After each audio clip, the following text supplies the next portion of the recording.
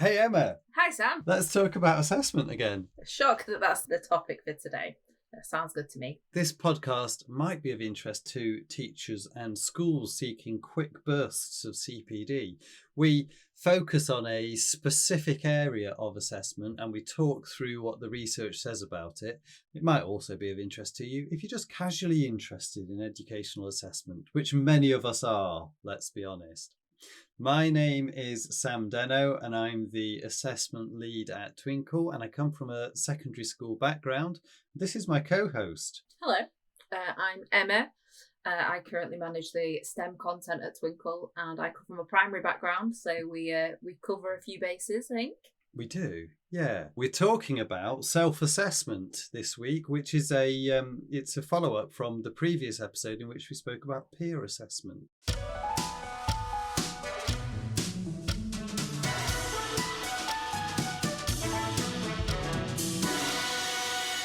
So from that primary background, what was your perspective on self-assessment, Emma? Was it a waste of time or was it an essential teaching strategy? No, I don't think it's a waste of time. I probably would have learnt on it less than I did peer assessment. I think with younger children, they find it slightly harder to maybe look at their own work and especially find anything that might be incorrect. Certainly as they got older, so I have taught from reception to year 6, and certainly as they get older, they're better at it if they're given a set of criteria. You know, if you just went, oh, have a look at this and tell me how to improve it, they would be overwhelmed. That's really interesting in light of, I'll talk more about this study in a minute, but the study I've been looking at says the studies of children suggest that they tend to have unsophisticated understandings of self-assessment purposes. Okay. That might lead to shallow implementation of related processes. And the reason that study makes a distinction of children, self-assessment is used quite a lot in higher education, further education as well. And I think they see it has less impact lower down the education system, like in primary schools, than it would do at university, say. Shall we attempt to define self-assessment? I've written down here, a student reviews their own work and reaches some sort of decision or judgment based on their findings.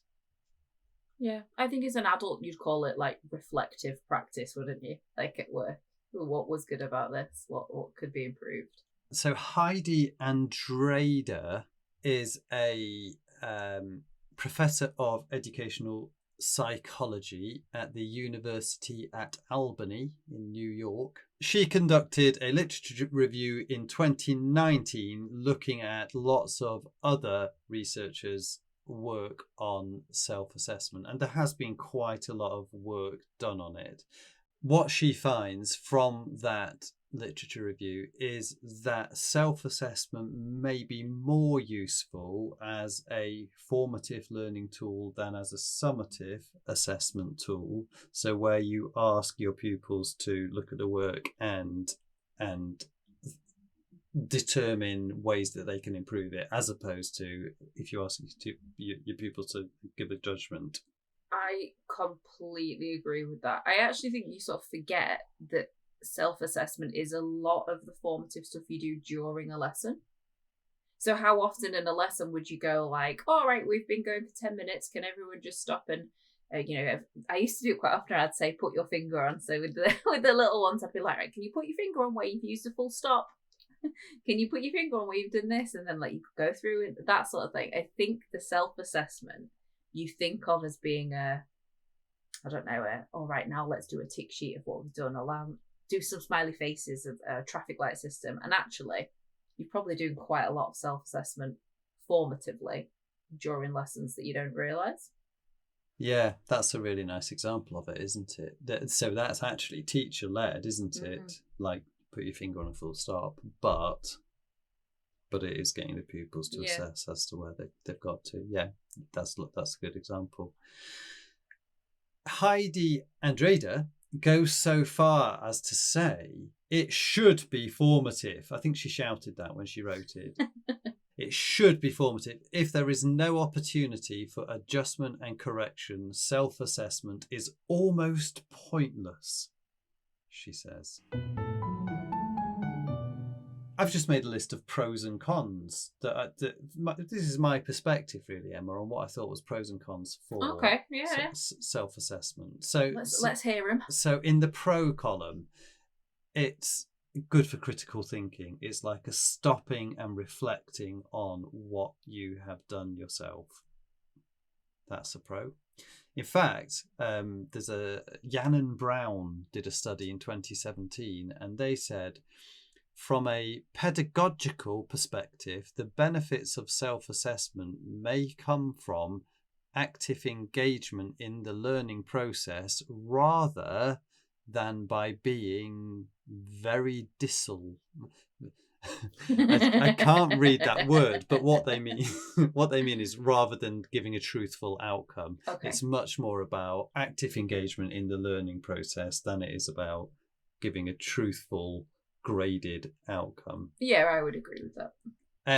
Another pro, you can adjust the quality of your work. It's the same as that thing that we were talking about with peer assessment in a previous episode, that actually one teacher can only look at one set of work at once, but if you've got the whole class doing it, then that's like you've got 30 markers. Adjusting quality of work, for example. Students familiarise themselves with the marking criteria.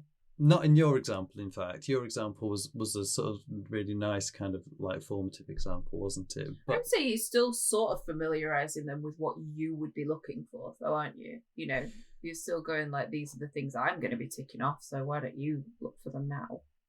Yeah, okay. So I suppose adjust that to students familiarising themselves with expectation. Yeah, definitely. Yeah. I think just proofreading, taking care, taking time over a project, iterating, reiterating, that sort of thing. That's a positive with self-assessment. I suppose the problem is when pupils see it as like a sort of finality sort of thing, and I guess this is where the formative and summative kind of conversation comes in again, isn't it? It's a shame that a pupil might think, I've done the work, now I'm going to check it, and then we're done. And actually, what we really need to build into our pupils is that reiterative kind of attitude to learning, isn't it? You very much touched on kind of what my brain was just was trying to form a thought there. If you teach them good self-assessment techniques from the beginning of their educational journey, you almost automatically get exactly what you want them to do whilst they're actually doing formal assessments or a summative assessment. How many times did I have to say to somebody in year 6, have you checked that, you know, that you're doing that SATs papers and stuff like that? You know, make sure you're checking your work, you know, you got your practice SATs papers. Did you go back and check your work in? And actually, if they're in that mindset of going, I'm just going to proofread this, I'm just going to check what I've done and then go back and see if I can improve it, that's done for you. And that's where your good self-assessment links into good assessment practice in general, I think, for the person taking them. Yeah, it's a good point, and it goes back to that idea that actually we're building up those critical thinking skills, as opposed to we're not seeking outcomes, we're seeking building up sort of critical thinking and good skills for learning. It's a life skill, isn't it? I don't send something to somebody at work or, you know, for paying a bill or something and not check that I've written the right thing down. Yeah. Independent learning, that sort of ties into it. That's something that's great with self-assessment. We're giving pupils the power to, we are empowering them to learn independently. And it takes the burden off the teacher, of course, as well. Mm.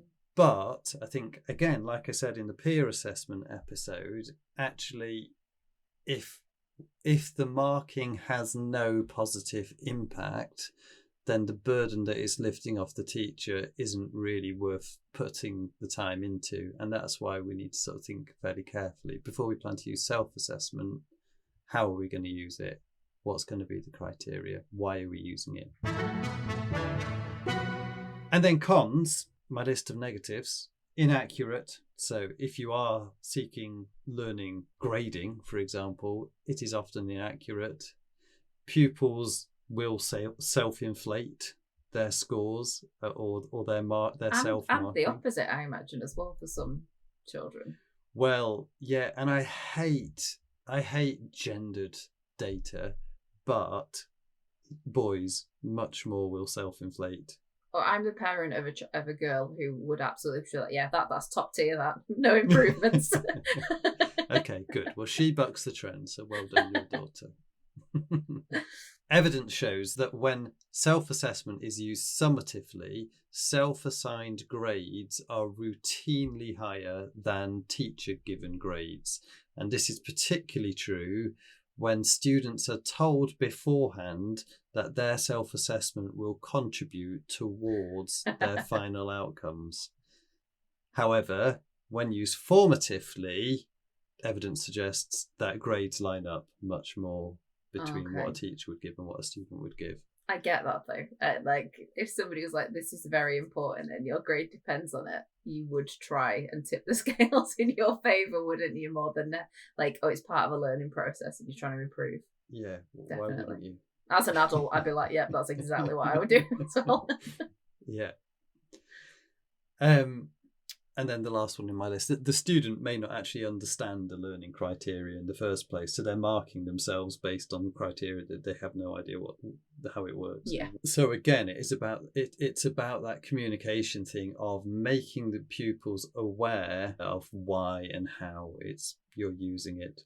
Andrada talks about a study done by somebody called Bood in 1995, in which he speculates that many self-assessment processes undermine learning by rushing to judgment, thereby failing to engage students with the standards or criteria for their work. So if you rush out and say, right, give yourself a score out of 10, but don't explain what 10 means. Yeah, it shouldn't be something tagged on the end of a, how good do you think this is? Maybe it needs a bit more time putting into it and some of them to frame it. Dr. Duncan Nolte argues that students must first learn to peer assess if they are to self-assess effectively. Okay.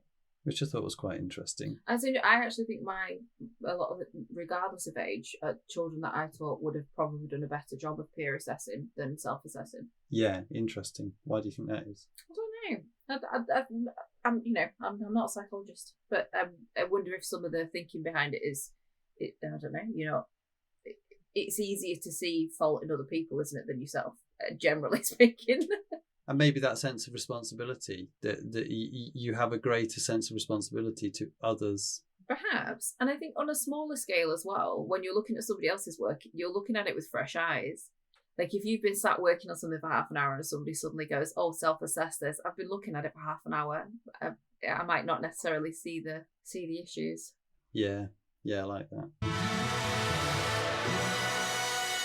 Some takeaways then. Consider involving students in developing the assessment rubric. So if you are asking them to give themselves a grade, then actually work on it beforehand. Talk about, okay, so what does good look like? What does bad look like? What are the grades in between? And then they can assess themselves on a scale. I think you said that about peer assessment. You said the similar thing about peer assessment as well, so it's interesting that follows through. Yeah, and again, this is exactly what I said about peer assessment. Explain the rationale to students before they start. If they can begin to understand why you're doing it, how your teaching is designed to land, how it's designed to work, that's a really good metacognitive skill for them to start to get their heads around. I think that's everything. Have you got any more gold, Emma? I'm a big fan of both peer and self-assessment. I think they're useful. But I feel like you have opened my eyes a bit to best practice with regards to those two things more. Yes, I suppose the thing that I would emphasise is, whilst it is really quite valuable in saving teacher time, that's not why to use it. To use it is actually, it can be beneficial to pupils if done well, and we need to do it well. Yeah, plan it in properly. Now, we love to hear your thoughts and questions, and you can reach us on assessment@twinkle.co.uk. Tell your colleagues about the podcast. Share it with the staff room. I'm on Blue Sky as Sam Denno. Thanks for listening. Bye for now. Bye.